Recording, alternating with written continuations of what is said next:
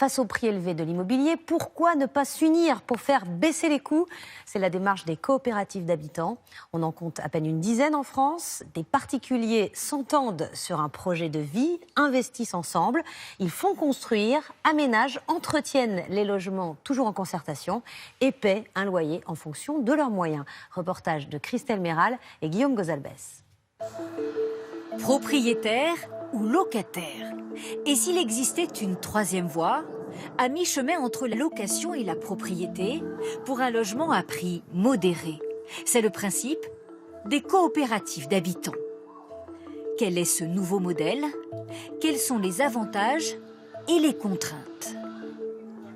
À Toulouse, cet immeuble, pas comme les autres, une coopérative d'habitants. Tess Leduc, retraité, vit ici depuis 2 ans, dans un 43 mètres carrés en rez-de-chaussée. Alors là, vous êtes dans ma pièce principale, disons. Mon petit coin cuisine au fond. J'ai mon petit coin nuit. Et une salle de bain. Tess Leduc a longtemps été agricultrice. Son loyer, 236 € par mois, la moitié du prix du marché à Toulouse. Avec 640 € de retraite, on ne peut pas vivre à Toulouse. Alors que là, je vis dans un cadre super. Qu'est-ce que je peux demander de plus? 17 foyers constituent la coopérative. Chacun vient avec un apport de 1 000 € pour les moins aisés jusqu'à 130 000 €. C'est la coopérative qui a fait construire l'immeuble et emprunté 2 millions d'euros. Elle est propriétaire du bâtiment.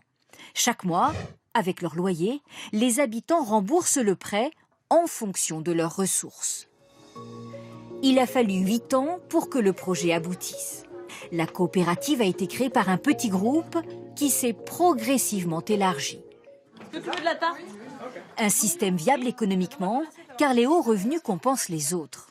Parmi ceux qui paient le plus, ce couple d'ingénieurs, une solidarité assumée. Là, on paye plus cher parce qu'on a les moyens. Et s'il arrive qu'on ait une période de chômage ou des choses comme ça, on va payer un peu moins cher. Ils sont heureux de leur logement, un 4 pièces. Donc là, il y a notre grand salon. 100 mètres carrés pour 1 100 € par mois, environ 10% moins cher que le logement privé à Toulouse. On a la cuisine.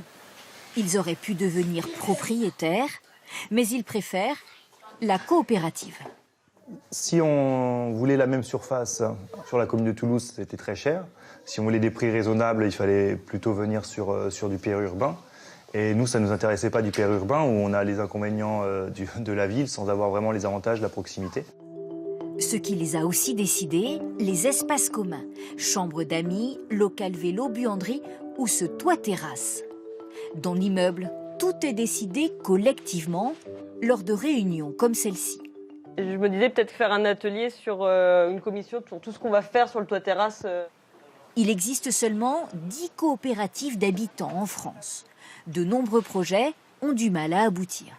Les banques sont habituées à avoir des financements assez classiques de prêts individuels particuliers. Aujourd'hui, elles ont du mal à financer un projet, un emprunt collectif. Clairement, elles sont frileuses. Les coopératives d'habitants sont au contraire courantes en Suisse. Il en existe des centaines. Exemple, ce bâtiment au centre-ville de Genève, 350 habitants. Parmi eux, cette enseignante. Véronique Manini vit avec sa fille dans un 100 mètres carrés, 1 300 € par mois. Donc là, c'est le coin cuisine. Un loyer modéré à Genève. Ah, c'est tout bénéfice, oui, sur tous les plans, au niveau de la localisation, au niveau du prix, au niveau de l'espace. En Suisse, les coopératives d'habitants sont encouragées par les communes. Près de Genève, dans ce nouveau quartier, 40% des terrains leur sont réservés. Cela permet aux municipalités de lancer elles-mêmes moins de logements sociaux. En remettant ce terrain à la coopérative, la ville n'a pas eu besoin d'investir et de construire elle-même ses logements. Par contre, à terme, elle aura du logement bon marché. L'État, lui, peut apporter des garanties aux banques. Si en France, les coopératives d'habitants en sont à leur balbutiement, les Suisses sont nombreux à réclamer leur développement. En février, un référendum d'initiative populaire va proposer qu'au moins 10% des nouveaux logements soient construits par des coopératives d'habitants, contre 6% aujourd'hui.